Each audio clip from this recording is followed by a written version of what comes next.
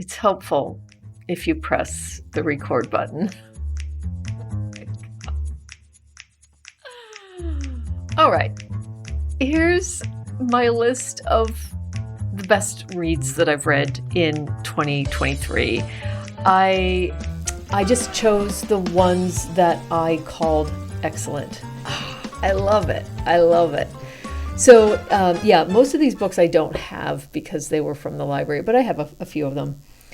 And these are not book reviews. I'm just going to be as succinct as I have seen other lovely booktubers be. I'm going to try. And I saw a video recently that Cass Krug, I hope I'm pronouncing your last name right, Cass, did, where she talked about every book that she read in 2023, but just using like one sentence. I loved that.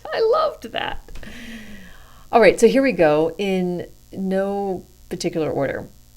The first one, I read this pretty early on, Jane Eyre. It was my first time reading Jane Eyre. This was published in 1847. It was my first Charlotte Bronte. And I fell in love with Jane from page one. It's such a brutal beginning. It's such a interesting choice that Charlotte Bronte makes in sharing Jane's early life in a house where this is not her family. I think she could be an orphan. I don't remember those details, but I'm assuming based on how the tyrannical nature of how she's treated in this house. And I was just all in for Jane from the very beginning. And the way that she champions herself in this book, I felt was very modern for the time it was written. So I just became a real fan of Charlotte Bronte. The second one is a book that I just randomly picked up from the library sale. And it turns out when I did, I just put it on my shelf. It was an NYRB. I just picked it up without knowing what it was. And then I heard Pato talk about one of his favorite books ever as being one written by Alfred Hayes. And this is an Alfred Hayes book. It's not the one he was talking about. The one he's talking about is called In Love. This is called My Face for the World to See. And if you read in the introduction, which I read after I read the book, the title doesn't make any sense, but Alfred Hayes he died in 1985. This was written in 1958. And he was a screenwriter, a poet. He wrote a couple books, and this was one of them. This is set in Hollywood. It's about an older guy who's a screenwriter, and he's also the narrator of the book. He bumps into a younger woman who is a little tipsy walking along the beach, and they're just two lost people hanging out for a while together, enjoying that, but also we notice that the young woman whose life is as battered and up and down as the narrator's life has been, but in different ways. Some of the lines in this book, like a line-by-line basis, is why this book is on this list. Highly recommend. It's going to just take you a little bit of time to read this. Okay, the next one is another one that I have here, which is Middlemarch. This is my first, also, George Eliot. I read this over the summer. I made a little vlog about it because I wanted to track my experience of the book. And again, this really felt grittier than other books I've read in the mid 1800s. I felt like, it felt alive, and it also felt like a book that would be very hard to plot out because it takes place in an area called Middlemarch, but it has so many interlinking families, townspeople. There's a main plot or storyline with Casaubon and who's the one? Dorothea. Ugh, so frustrated. But then there were so many other storylines that I got so involved in that I was happy and frustrated and curious, and I didn't know what was going to happen. There are people that whose lives, just like our lives, go up and down. Then 4 is The Days of Abandonment by Elena Ferrante. Another new author for me. This is also on Charles from Seesop's list, and Nathan from Nathan's Nook is really what got me into this book. I saw his vlog on it earlier this year, and when he was talking about what a fever dream, how this poor woman in the story, Olga, who's being left by her husband Mario, who she adores, and they have 2 young children, how this is the embodiment of a dark night of the soul, except played out in a way that where this mother has to function, and she has to keep taking care of her kids, and she has to do the things that she needs to do. It's so excellently written. I could have just marked this whole book with tabs because the writing is so beautiful. So translated from the Italian, and it was published in 2005. Number 5, Dusty Answer by Rosamund Lehman. This is a book that I stumbled on during one of the hottest and most humid days I've experienced almost in my entire life in New Orleans when I was on a business trip. I had no water. I got lost. I didn't know where I was. Couldn't find this bookstore. Finally found it. Just stumbled on this book. It's one of those beautiful O'Donnell penguin spines. And I know this isn't one of Rosamund Lehman's most popular books. It's her first book, so I knew I was taking a chance. It's her debut novel. But, oh my God, it was written in 1927. It captivated me from the moment I started reading it. This is a Bildungsroman, and the main character is Judith Earle. She has a very solitary childhood. She is next door to a house that's full of kids and a life and bubbling and exuberance. And she dreams to be a part of that group. And she does become a part of that group as a friend. They fold her in. And eventually she becomes smitten with one of the kids as they grow up. It's a family of cousins. She goes away to college. And she's very lost there. She makes a friend, and then that doesn't turn out exactly right. The writing in this book, the sharpness, the wit, the unique writing. Long Live the Posthorn by Vigdis Hjorth is another standout book. It was extremely surprising because I almost didn't finish it. I almost just put it down after 30 or 50 pages because I was so bored. The way it starts off was so boring compared to Is Mother Dead? This is translated from the Norwegian. Vigdis Hjorth is a Norwegian writer. This was translated into English in 2020, Long Live the Posthorn. She's written Will and Testament, which I just read, but I have to say, this was a standout because of the way that it unfolds. It just unfolds. It just blooms into this story about something else. You think it's about this 30-something woman who works for a media consultant company. Something terrible has happened to the owner of the company, but they carry on with assignments, and she's given an assignment to work with the Norwegian Postal Workers Union. And it started off as very dry and a lot about like the troubles of this 30-year-old, and which were, existential, and it unfolds into a story about the postal workers.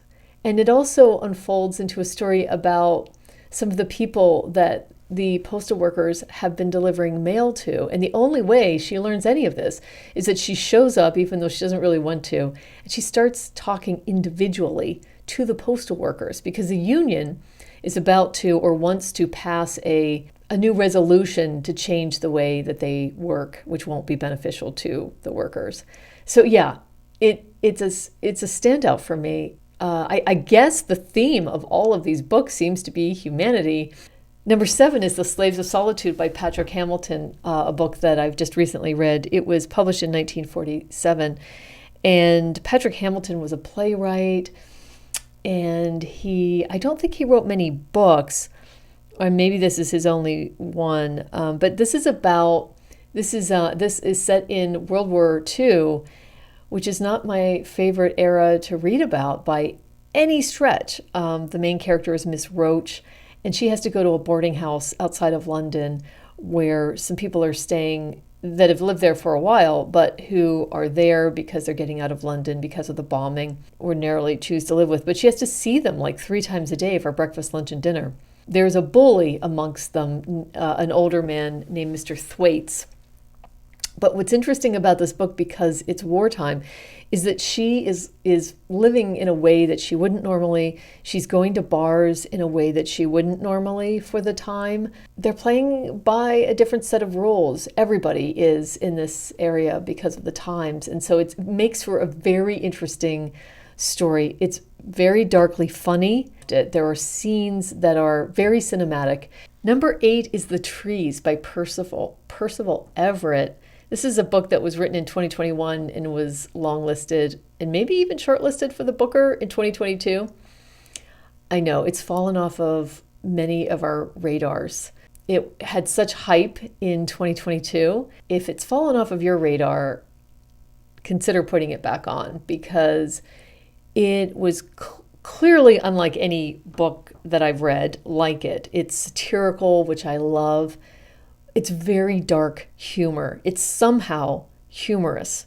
Percival Everett has geniusly thought of this storyline where this book is set in a small town in Mississippi called Money, Mississippi. It's largely very poor and white, and but with a black population too, and with a very grim history of not only lynching, but just bad behavior, racist behavior all the way around.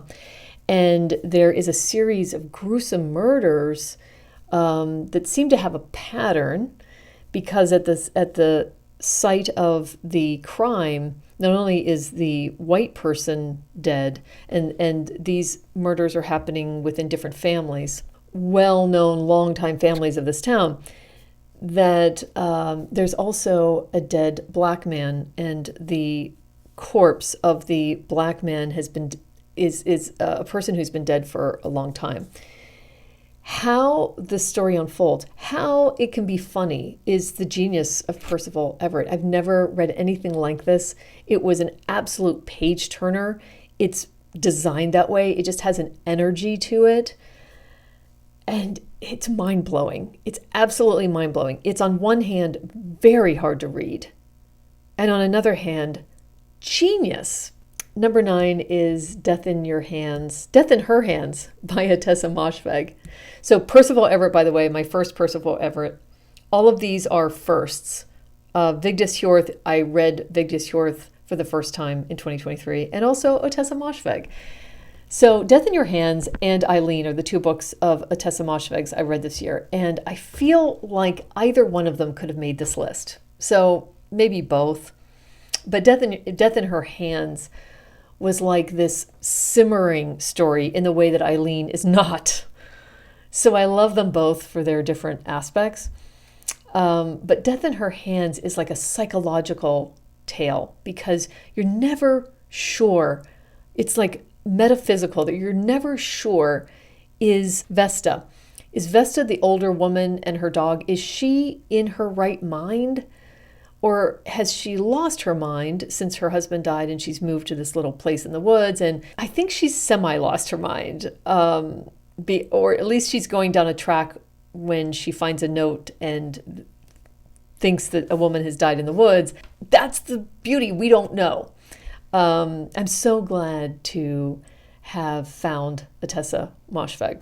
And number 10 is Dr. Thorne. Now, by Trollope. I'd say this is a placeholder for the entire Barsetshire Chronicles series. This is a standout, though, for me. I'm reading the last book of the series, The Chronicles of the Warden is a standout for me. I know that's not what everybody feels in this series, but it really, truly was. I started reading this series in March, and then I just went through all the books. Almost every time I started another book after Barchester Towers, I didn't feel like I was going to go on with the series. That's why this one is a standout for me, because it's a representative of yet another one of these books, number 4, I think this is, where I didn't want to be in this other set of characters. I didn't want to be in this other part of the UK or England. I wanted to be back in Barchester with the people that I'd already met. But then I was in this book, and it's the one out of the series where I almost cried at the end. It's a unique one, though, because the thing about Trollope in this series is, and why it's standout for me, is that I would have never guessed I would have hung on to this series. This was the year that I read many books that were written in the mid-1800s. So I was just discovering this. I love how he's unique for his time by breaking the fourth wall. With every book, you are his confidant in these books. He refers to you as dear reader, and he acts sometimes as if you're in the town with him and you kind of know some of these things. I love being his confidant in these stories. I never would have thought that I would have been reading all of these books for this long and just been connected with them. And then number 11, I guess I have 11, Melissa Broder's Death Valley. I'll link the Death Valley video because I can't at all go into explaining this book other than it's a new release. I absolutely adore it. I read a lot of really great new releases this year, or a lot for me, that were like in the very good, almost excellent, really connected with me. I really feel like yes, it is metaphysical in that, are we really believing she's stepping inside a giant cactus? It is metaphor, but it is her going through something. So it's rooted in her going through her dad being very, very sick and her husband having a very long chronic illness. That's what I really like about it. It's rooted in the human experience, something very real that she's going through, and it's playing out when she goes to Death Valley, when she separates herself from those two things. Excellent. Not for everyone. Not for everyone. Okay, I have a couple honorable mentions that I just could not let go. Henry Hoke's Open Throat. What an experience. A tiny book. It won't take you any time to get through it. But man, was it a romp. I loved the experimental nature of Henry Hoke using a mountain lion outside of Los Angeles as his subject, as his protagonist. I loved it. I cared so much about this mountain lion.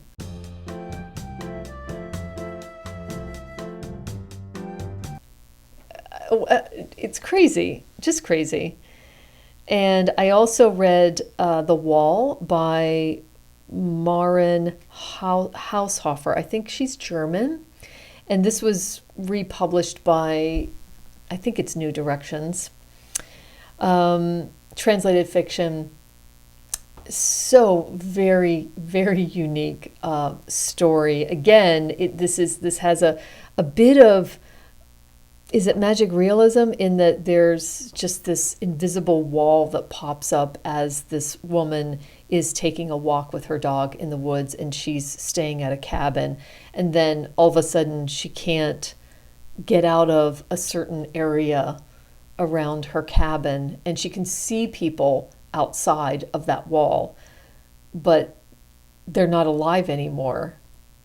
It's crazy. It's tedious because it's a day-to-day thing, but I thought a lot more about it after I read it than when I was in it. And Novella is a booktuber who says she started her booktube channel because of this book. So please go check her out and watch that video. Okay, and then a memoir, Stay True by Hui Su, was such a standout memoir for me this year. I loved how he wrote the story about his college friend and what happens.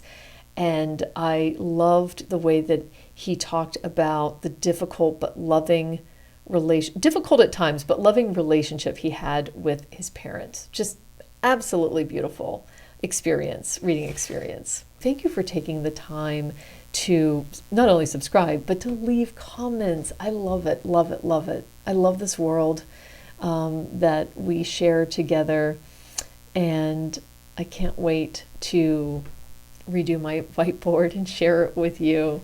I'll see you on the next one.